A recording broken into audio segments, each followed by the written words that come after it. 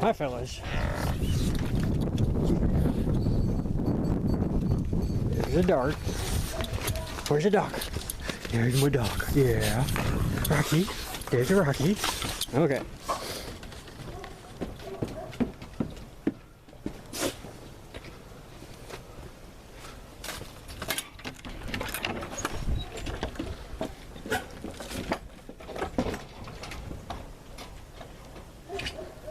So welcome to Kansas in November. My leaves are pretty much gone. There's a little bit of elm leaves left, and a pecan over there has got a lot of leaves on it yet, and the lilacs. But yeah, the cottonwoods and the maples, they've all dropped, and the walnuts. There's one of the big cottonwoods. And today's subject is sticking up right there in front of that cottonwood. You see the smokestack? Well, that belongs to the wood stove. You'll have to pardon the mess. We've been trying to clean up this area in order for Dad to get his van in, because he doesn't like cleaning frost off the windshield. So this is my wood stove. It's just a barrel stove. You know, got the old kit, put it together, and built this brick cradle for it, and then it's full of sand, or at least mostly full of sand. I don't know if you can see that or not, but anyway, it's got a bunch of sand in it, and then we built a platform in the back and put a fan on, put this shield over the top of it, blows air through there, warms the garage right up. So it's going right now, and this is like only the second load of the day, and it's like 4 o'clock in the afternoon, so it does very efficiently. I've also got a heat reclamator on the stovepipe, and then the pipe goes up and out the block. And yeah, that was fun to install. But the problem is that this is on the far east side of the shop, and way over there on the far west side of the shop is the door to the metal shop, which means that when we have a cold day, the metal shop stays cold, like 25 or so degrees colder. So I have decided to build another wood stove. Don't know exactly where I'm going to put it. I think somewhere over in that area, but haven't quite determined it. Got a gas heater up there, but those are kind of expensive to run. And we get lots of sawdust because we have a dust collector and lathes and all kinds of good stuff. So just got back from the junkyard, scrapyard, and I picked up a 55-gallon drum and two 30-gallon drums. And I'm going to build a sawdust wood stove with an interchangeable sawdust bin. So I can pack a bin and have it sitting outside of it, and then open the wood stove when the first one's burned out, open the wood stove, take the old one out, put the new one in, and relight it and keep going. So that means if I get 10 hours of heat out of one barrel, I can put the second barrel in. I can actually heat it pretty much all full 24 hours a day, which heating the shop like that would be all right, because we do have paints and all kinds of stuff that shouldn't get cold, shouldn't freeze, and they do. We've ruined a lot of stuff that way. So anyway, I guess we ought to get to it.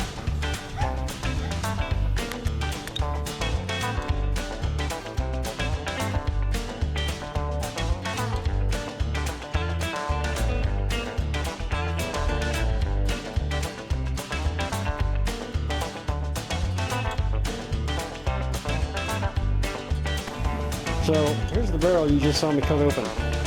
You never know what you're going to find inside of these things, especially when they got a big galvanized fitting in them that's wide open, right? So I got it all opened up. And I don't know if you can see that, but those are dead possums. Come on, focus, camera.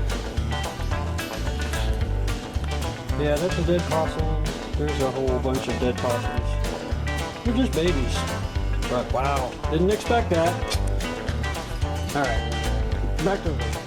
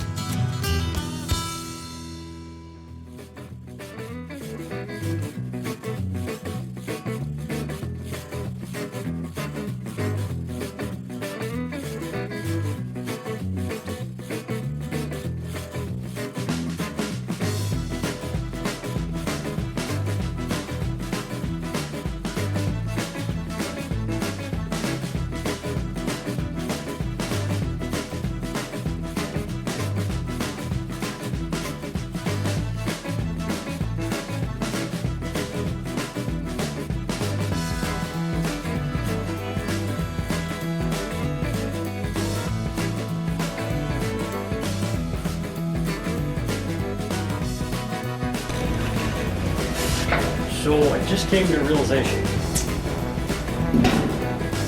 When I measured the height of this, I measured the rim to rim.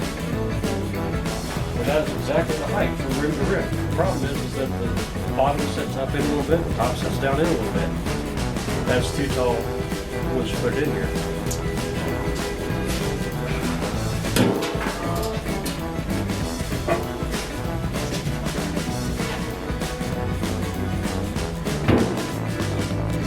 So, my solution is going to be, I was going to build a shield that goes around the back of this. I'm going to cut the handles off, cut down into this, make that shield, this the shield, and just remount the handles further down. Solves the problem. But that was kind of unexpected.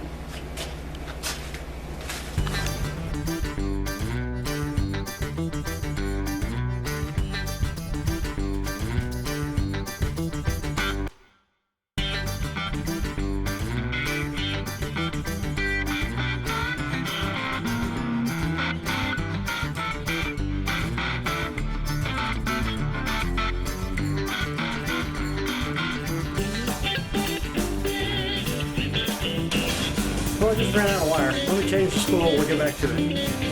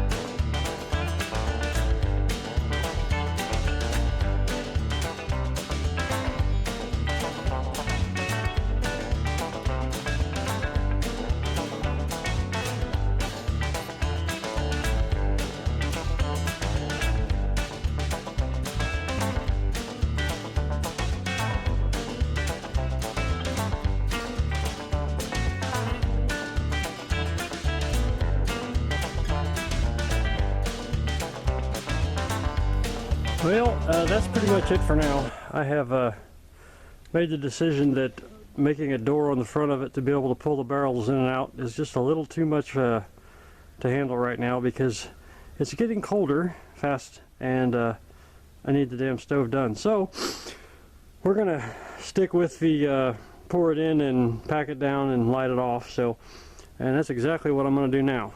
So here we go.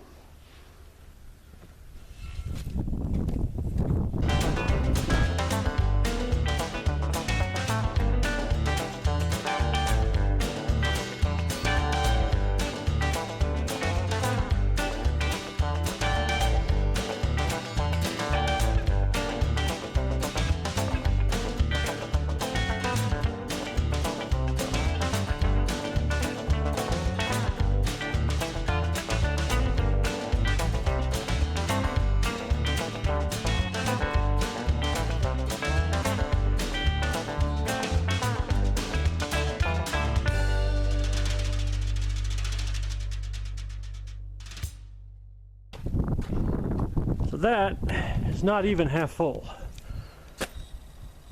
I think that I am going to go empty the dust collector and fill it up the rest of the way, because I really want to find out how long this thing burns. So give me a minute, I'll be back. We'll get some more sawdust in there.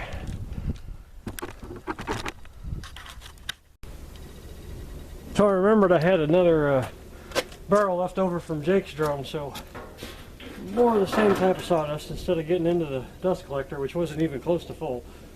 And also collected up some next to the sawmill and the area where Dad cuts his bulls out, his bull lengths.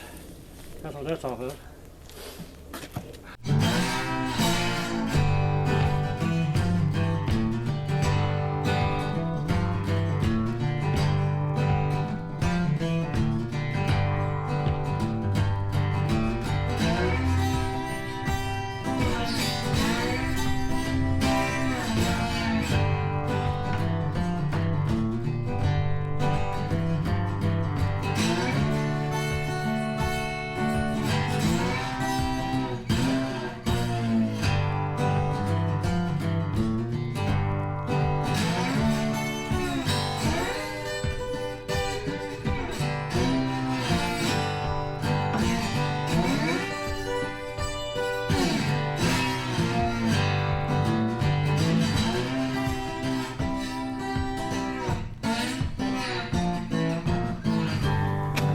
Alright, let me get some sand. Or actually, I got a bag of perlite. We'll put that on top of it. And we'll light it up.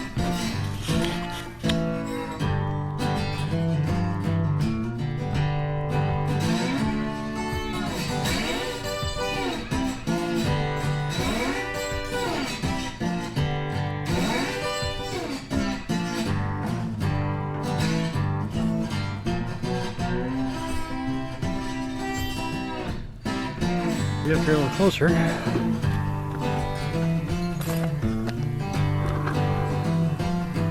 So next we pull the forming tube out.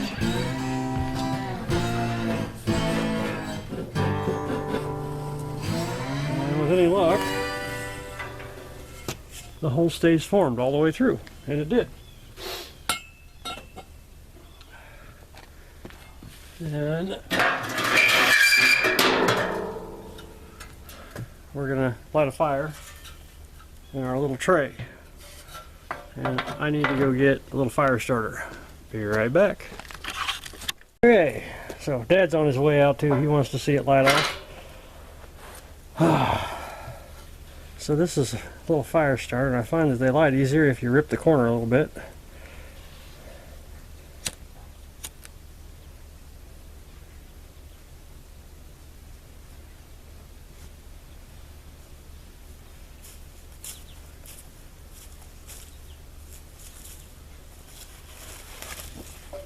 I'm going to stick some sticks on it.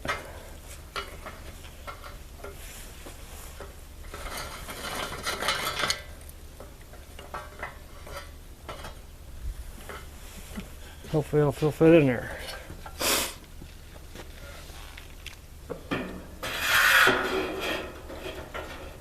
Almost.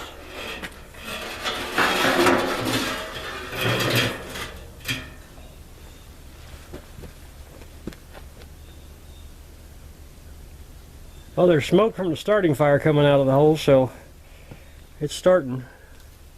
I will bring you guys back once it gets going. So it's just starting to smoke. I don't know if you can see that or not.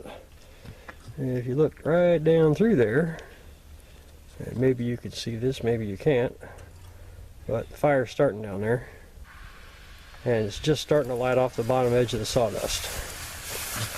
So I will be bringing you guys back and forth for updates as it gets going. Of course, we're going to have the lid on it once it does get going, but there you can see it.